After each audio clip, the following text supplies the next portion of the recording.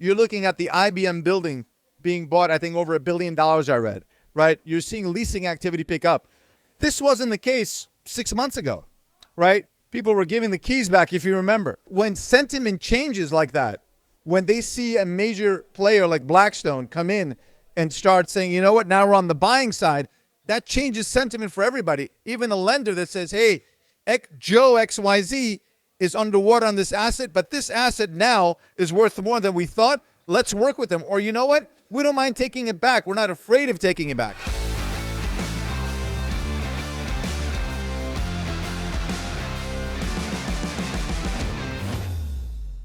Good afternoon, guys. We're back. Another podcast session at The Real Deal at the Metropolitan Pavilion. It's an amazing time. Amazing energy. Amazing energy. We're confronting the impossible today on the podcast. I figured to change the scenery, all right? We have a special guest today, Nazar from Intrepid Equity Management. Nazar, tell us what you do. Leo, great to be here. Thank you. Intrepid Equity Management is an investment management firm. We focus on multifamily assets, office, retail, condos as well, ground up. But primarily in the last few years, we've focused on distressed assets. Really distress. So let's talk about distress a little bit.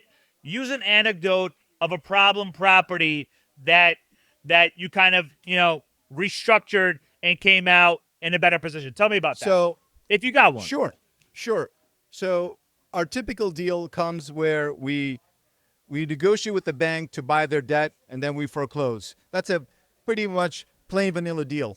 But a lot of deals, they're not so plain vanilla and they require more restructuring.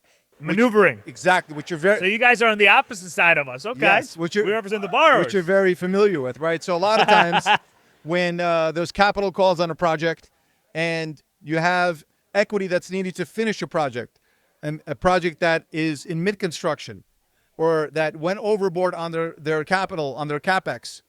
So we come in, we wipe out equity, or we take a large equity position.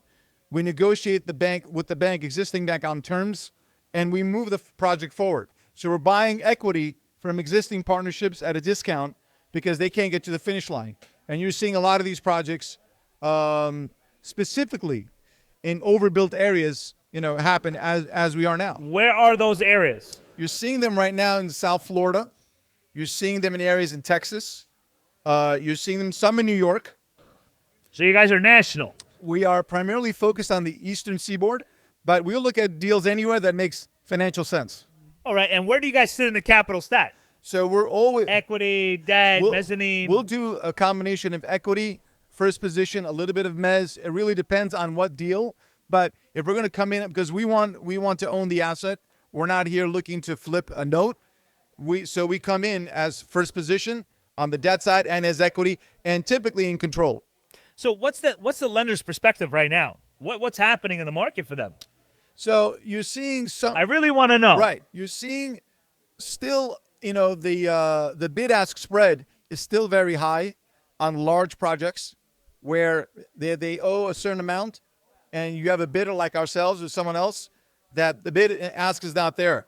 But as time goes by, things are compressing, right? We're getting calls 6 months later on a project that we bid on. So it's like a lot of waiting and Yes. seeing? Because in the end, everyone was saying stay alive till 25. 25 is already here.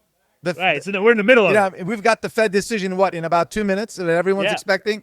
Oh, the cuts. Exactly. So it's... You think they'll do something with the cuts? I didn't look at the news yet, but I don't think they're going to cut.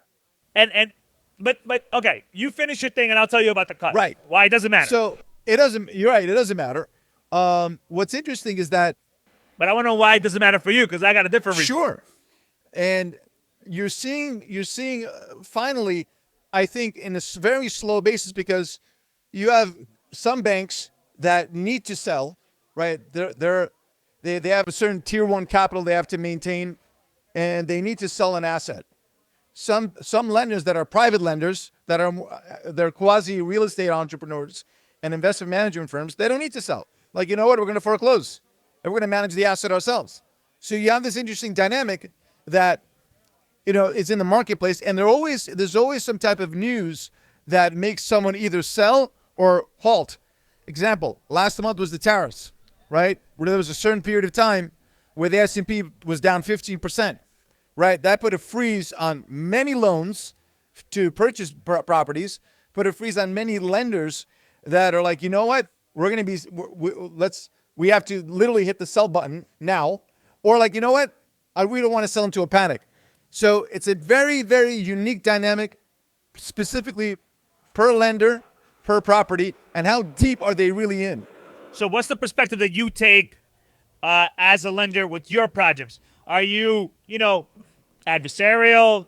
Do you want to work with the borrower? What's your take on that? So I think that if a borrower has a clear path to their goal and they're actually there's a real plan, and of course there's going to be obstacles, but if there's a real plan, we're going to work with them, right? But if we're buying a non-performing note, we're going to probably want to foreclose, right? Because we want the asset.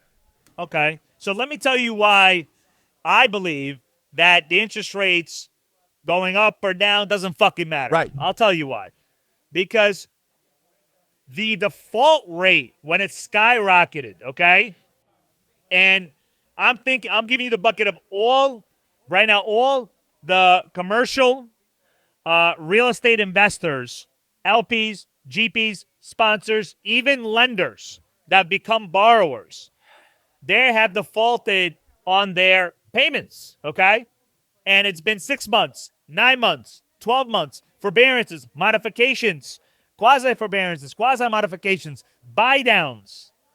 That all eats away at what? Equity at least 24%, right? Okay. So the Fed dropping interest rates by a quarter, even 1%, is not going to make up. In my opinion, you could disagree with me. Today, it's not going to make up 2% of the mountain of debt and pay downs that has come about. Correct. I agree with you. You follow? I completely agree with you. So why the fuck are people looking at the rates? Why? So For what? It's like, Is it psychological? yes. You have to look at the Fed as this. So tell the people that they're being lied to. So they're not being lied to, but remember one thing. The market is more about sentiment than actual action. So you're saying that people make decisions based on emotions, not based on market data? So I didn't look at what the Fed just said because they're going to probably have their 2:30 conference call about what their decision was. But if the Fed, think of the Fed or the economy as this massive cruise ship. You can't do a quick turn. It just doesn't work. No, you can't. Right? But if the Fed says, look, we see that inflation has cooled down, we see a path to lower rates, just those wording is more important than the decision today. So we've determined right now that there's a lot of emotional thinking going on. Absolutely. That interest rates going down or up doesn't really fucking matter, okay? So we got that scheduled. Now what?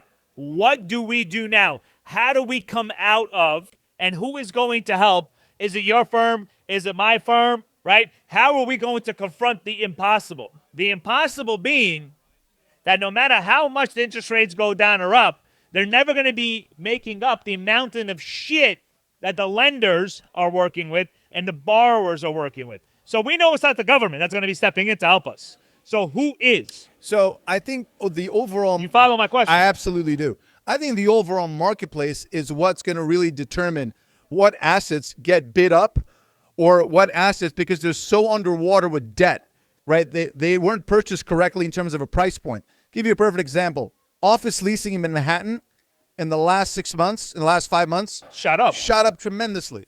You're looking at the IBM building being bought, I think, over $1 billion, I read, right? You're seeing leasing activity pick up. I think today I saw that Blackstone started buying back buildings, a hotel in Manhattan. This wasn't the case 6 months ago, right? People were giving the keys back, if you remember. So when sentiment changes like that, when they see a major player like Blackstone come in and start saying, you know what, now we're on the buying side, that changes sentiment for everybody. Even a lender that says, hey, Joe XYZ is underwater on this asset, but this asset now is worth more than we thought. Let's work with them. Or you know what? We don't mind taking it back. We're not afraid of taking it back. So you're saying that people are instituting the future view of their property and they're holding on because of that?